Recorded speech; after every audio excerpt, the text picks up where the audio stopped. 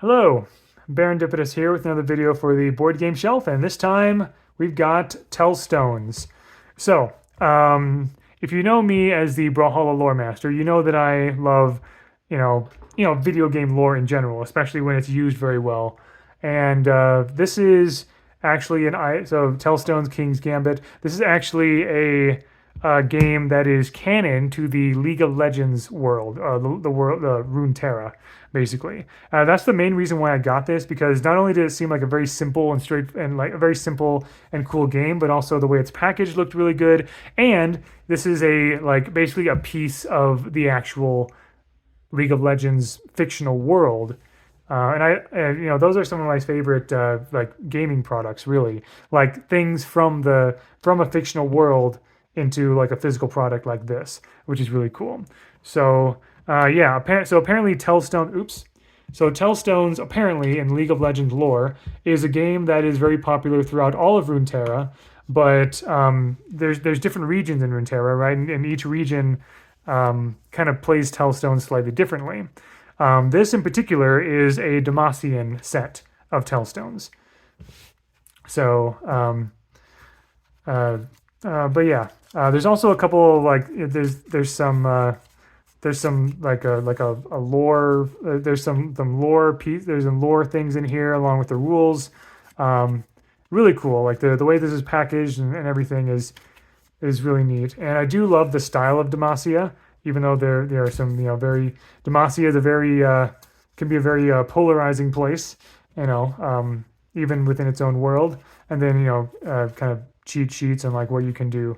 But basically, the idea behind Tellstones, it's a two-player memory game, and so you take these Tellstones, and they feel really good. Like these are good quality like stones essentially. So yeah, as you can see, there's 7 of them, and you lay them out on this mat here. And on your turn, you can basically do a few things. You can either you never do anything yourself, or you never manipulate the stones yourself. You have your opponent manipulate them, and vice versa, right? So you can either tell you can either tell your opponent to place a stone. Well, actually, I think you actually start with an empty board essentially, or maybe you start with like 1. So you can either tell your opponent to place, say, the shield. Put the shield here on this side of the hammer.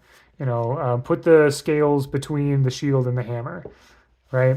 You can also choose a stone to hide, and so hide basically means just flipping this over, right? So hide the hammer. Place the flag here, basically, and then you can also tell which stones to swap. So say swap these two. All right, place the crown between between these two, and so on and so forth. You're never going to put stones back. You're just going to keep placing these stones, and that's pretty much it. Like place, hide, or swap. Also, on your turn, if you want, you can peek at a stone. You can just like look, without telling your opponent. You can just look at the bottom of a stone and everything, and you can also challenge for 1 point. Challenge basically meaning that you challenge your opponent to name all of the stones. And if your opponent can't do it, then you get a point. That's what these are for. You win if you get 3 points first. And then the other thing you can do is boast. And how boasting works is, let's say we have something like this, basically. When you boast, you're basically claiming that you know what all the hidden symbols are. And so your opponent has 3 options. Number 1, your opponent can basically say like, I believe you. I believe that you know what, yeah. When you boast, you're claiming that you can say what's under what each hidden stone is. And your opponent can either say, I believe you, and if they say that, then you get a point. Right? So like, I believe you. You can have a point. Or option 2, your opponent can say, I'm calling your bluff. I don't believe you. Prove it. And so then, you have to sort of like name and then flip over every face down stone in any order you like. yeah, the third option is your opponent can also say, I don't care if you know the hidden stones, I know the hidden stones as well. And so basically, your opponent has stolen your boast and turned it against you. And so now that your opponent has stolen the boast, you can choose either I believe you have a point, or I believe you get 1 point, or I don't believe you, you have to prove it. But you cannot steal the boast back. A boast can only be stolen once. So very simple. It's really just like placing stones, mixing them around, hiding them, and things like that, and then trying to get your opponent by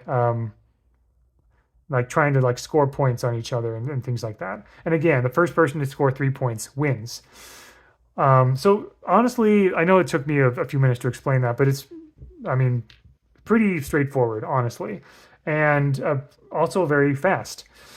I love that. I love that there are 7 stones in particular because I believe when I played this game once with my wife so far, or a couple times, and I've noticed that it's honestly pretty. It's challenging to remember 7 different things, right? So let's say you have all the, and also you can boast or whatever, even if you only have 5 or 3 stones or something like that. But obviously, the more stones there are, the harder it is.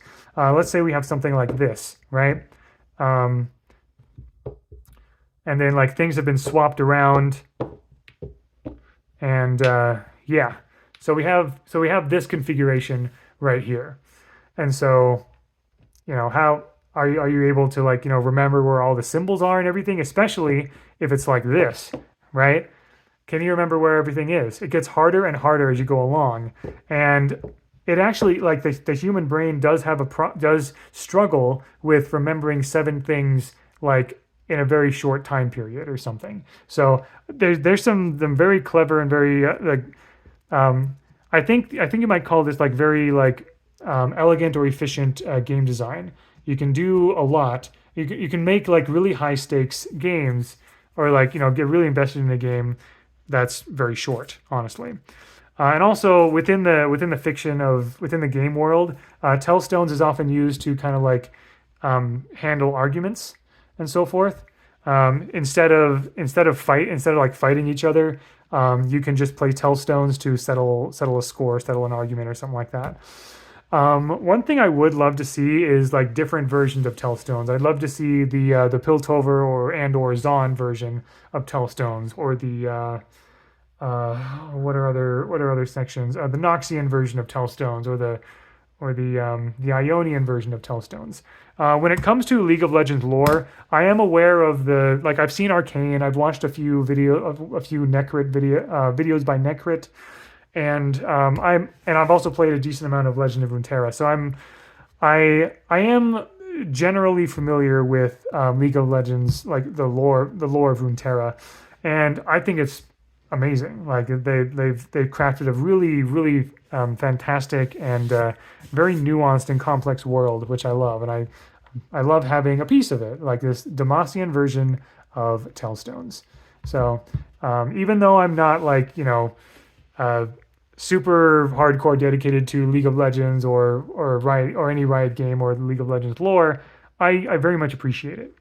Besides which, Necrid has done League of Legends lore for a while. I'm happy to stay in Brawlhalla lore and everything like that. And so yeah, I have this, and I'm very glad to have this as just a cool artifact of a fictional world. And I think it's really, really well made and really cool. So, but yeah, thank you very much for watching, and until next time, all the best.